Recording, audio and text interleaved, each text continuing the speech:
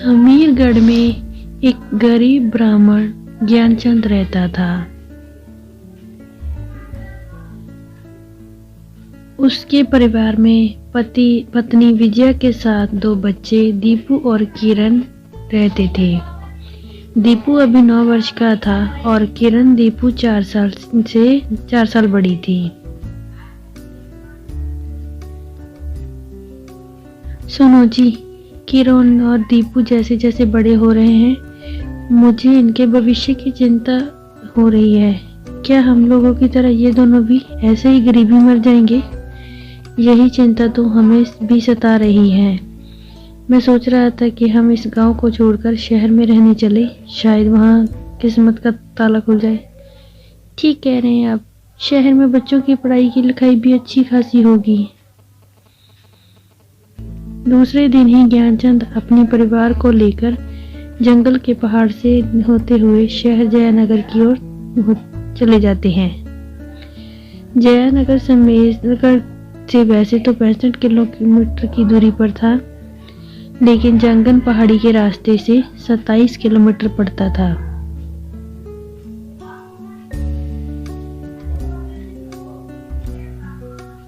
पिताजी, सुबह से चलते चलते 12 बज गए। पता न जाने जयनगर अब और कितनी दूर है। बस बेटा, हिम्मत रखो, बस अब 7 किलोमीटर और बचे हैं। थोड़ा रुक जाओ जी, अब मुझसे भी नहीं चला जा रहा। ये देखिए, मंदिर में थोड़ा सा आराम कर लेते हैं। वे लोग मंदिर में जाकर कुछ खाने लगते हैं और वे लोग नदी के किनारे हाथ मुंह धोकर पानी पी रहे थे। तभी दीपू का हाथ नदी में पड़ी एक बॉल और बहुत ही ठंडे पत्थर से छू जाता है। इतनी गर्मी में इतना ठंडा पत्थर देखकर वह उसे तुरंत उठा लेता है।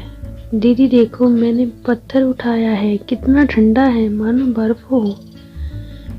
अरे हाँ, ये तो कितना ठंडा है, ये कैसे हो सकता है? इस भीषण गर्मी में यहाँ सभी पत्थर आग उगल रहे हैं, ये पत्थर बर्फ से भी ठंडा है। दीपू, किरण, वह नदी किनारे क्या कर रहे हो? जल्दी चलो, अभी देर हो जाएगी। चलो जल्दी। हाँ पापा, हम आते हैं, चलो। जहाँ जी करता है वहीं खेलने लग जाते हैं। चलो अब जल्दी चले। चलो जल्दी चलते हैं, हम शहर भी तो जाना है। देखो, वो भाग गए। अरे रोको जी ने, यहाँ शहर में कितने जंगली जानवर हैं, यहाँ तो कोई वैद भी नहीं मिलेगा। अरे उन्हो, जाने दो, कोई बात नहीं, खेलने की उम्र है, खेलने दो। हाँ हाँ, आपने इन्हें बिगाड़ रखा है। वो देखो, शेर की आवाज आ रही है। वो देखिए, शेर आ गया। बच्चों को बचाइए जल्दी। शेर, किरण, दीपू, जल्दी निकलो वहां से। बच्चों हट जाओ वहां से। हे प्रभु, मैंने जाने अनजाने में कोई भी पाप नहीं किया है, मेरे बच्चे को बचा लो। मैं 16 सोमवार ऐसे मंदिर में नंगे पैर आके नारियल फोड़ूंगी, मेरे बच्चे को बचा लो। किरण जोर जोर से रोने लगती है। ज्ञानचंद को कुछ भी समझ में नहीं आ रहा था कि वह क्या करे, पर लगातार वो चिल्ला चिल्ला के शेरों को अपनी ओर प्रयास कर रहा था। तभी एक शेर बच्चों पर उछलता है। तभी दीपू घूसा मार के उसे गिरा देता है और तभी दूसरा शेर उसे खाने लगता है। तो तभी दीपू उसे भी पकड़कर दूर फेंकता है और अब पहले को भी बाहर दूर फेंक देता है।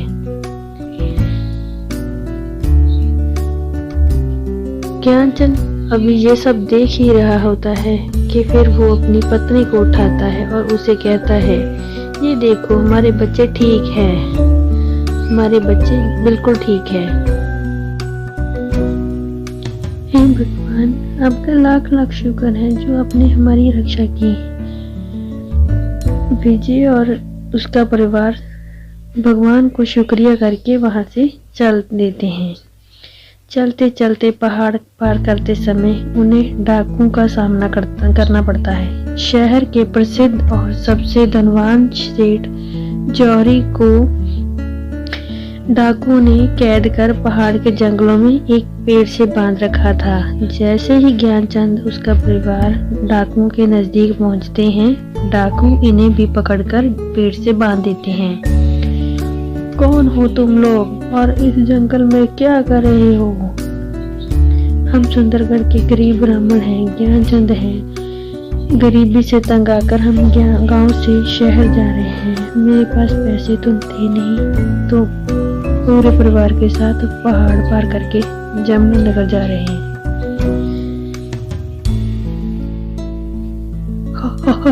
सुना तुमने जगीरा, ये लोग शहर जा रहे हैं। तुम्हें पता है ना, शहर में गरीब भी और गरीब बन जाता है।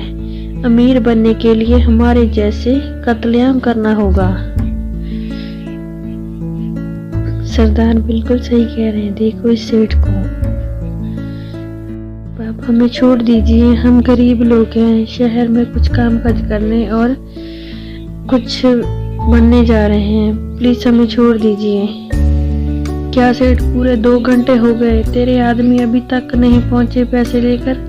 अगर आधे घंटे तक वो नहीं पहुंचे तो अगले 2 मिनट के अंदर तू और ये ब्राह्मण पूरा परिवार मौत के घाट उतार दिए जाओगे। तभी सेठ का आदमी वहां आ जाता है और पैसे ले आता है।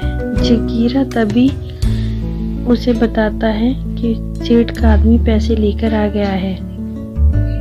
चंपक सिंह पेड़ के पीछे जाके जगीरा को बोलता कि इन लोगों को पैसे लेने के बाद मार देना है।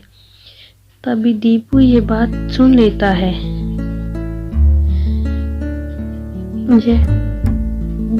जैसे ही सेठ का आदमी जगीरा को पैसे देता है, सावधान, पूरे 50 करोड़ रुपए हैं। ठीक है, अभी इन सबको ठिकाने लगा दो। ये हमारे लिए चलता फिरता मौत है, बॉम्ब है। इन्हें हमारे बारे में बहुत कुछ पता है। ये कभी भी,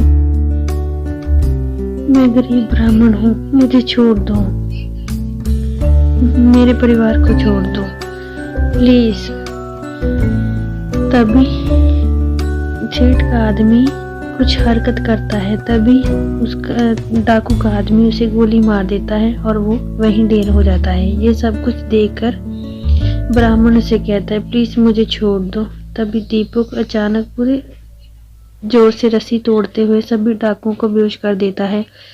ये काम इतनी फुर्ती से करता है कि किसी को कुछ सोचने का मौका ही नहीं मिलता। ये सब देखकर सेठ और ज्ञानचंद के परिवार को लगता है कि दीपू को कोई दैवी शक्ति आ गई है। सभी इसी तरह शहर पहुंचते हैं और पुलिस को सब बताते हैं और डाकू के बारे में जानकारी देते हैं। ज्ञानचंद, आज हम तुम्हारे परिवार के कारण आज हम जिंदा हैं। मेरे गेस्ट हाउस में तुम रहोगे और मेरा पूरा बिजनेस तुम संभालोगे। बहुत बहुत मालिक, बहुत बहुत मुबारक मालिक, आप तो हमारे लिए भगवान से कम नहीं। लेकिन ज्ञानचंद और उसके परिवार की खुशी ज्यादा देर चल नहीं पाती। सेठ धनीराम का आदमी उन्हें चालाकी से उस परिवार से निकाल देता है और धनीराम का एक्सीडेंट करवा के उन्हें मरवा देता है। और उधर ज्ञानचंद एक जंगल में बांस और नारियल के पत्तों से एक झोपड़ी बनाता है और वहीं रहने लगता है। किरण बुखार से तप रही है और ये भीषण गर्मी की रात जान लेने पर उतारू है। माँ, मेरे पास एक पत्थर है जो कि बहुत ठंडा है, आप उसे ले लो और इसका बुखार भी उतर जाएगा। आप इसे पकड़ो और थोड़ी देर में ठंड लगेगी। अरे ये तो जादू हो गया, इससे हाथ में पकड़कर ही ठंड लगती है। ये लो, इसे तुम भी पकड़ो। हाँ माँ, मैं तो बिल्कुल ठीक हो गई। लो, ये मुझे भी दो, मैं भी देखूं। अरे हाँ, ये तो कोई जादुई पत्थर है। इससे तो बहुत ही ठंड है लगती है। कहाँ से मिला तुम्हें ये पत्थर? जंगल में जब मैं नदी के पास हाथ धो रहा था तो तभी मेरे हाथ से ये पत्थर टकराया और मुझे ठंडा लगा और मैंने अपनी जेब में पा लिया। हाँ, ये तो वाकई कोई जादुई पत्थर है। शक्ति है इसमें कोई। इसे अच्छे से सांभ कर रखना। बड़ा कीमती पत्थर है। जंगल वाले मंदिर से याद आया कि जब बच्चों को शेर ने घेर लिया था तब मैंने 16 सोमवार को नारियल फोड़ने का प्रण लिया था। कल से संयोग से सोमवार है। कल सुबह ही हम वहीं जंगल वाले मंदिर में चलेंगे। तो ये वो सभी कल सुबह जब जाते हैं तो वहीं दीपू के हाथ से वो पत्थर फिसल जाता है। जैसे ही दीपू उस पत्थर को उठाने के लिए झुका तभी वह गिर गया और छोटा सा पेड़ पकड़ लिया। लेकिन दीपू के वजन से वह पेड़ उखड़ से उखड़ गया और तुरंत ज्ञानचंद ने दीपू का हाथ पकड़ लिया। अरे ये पेड़ के नीचे क्या चमक रहा है? अरे माँ, ये तो सोने के गहने और रुपए हैं। बाप रे, इतना सारा सोना। ये जो डाकू जो भी चोरी करते थे तो वो सारा सामान यहाँ छुपाता था। बच्चों, अब हमारी जिंदगी अच्छे से बीतेगी। चलो घर चलते हैं। सभी लोग जाकर नदी में स्नान करते हैं और तभी दीपू की पॉकेट से वो पत्थर गिरकर धारा के साथ न जाने कहाँ चला जाता है। दीपू बहुत रोता है, लेकिन विजय और ज्ञानचंद समझाते हैं कि वह कीमती पत्थर अब किसी और दूसरे जरूरतमंद की मदद करने चला जाता है। फिर वे लोग मंदिर में जाकर नारियल फोड़ते हैं। उसके बाद लौटते समय बोरों में भरकर सारे गहने और रुपए लेकर जयनगर पहुंचते हैं।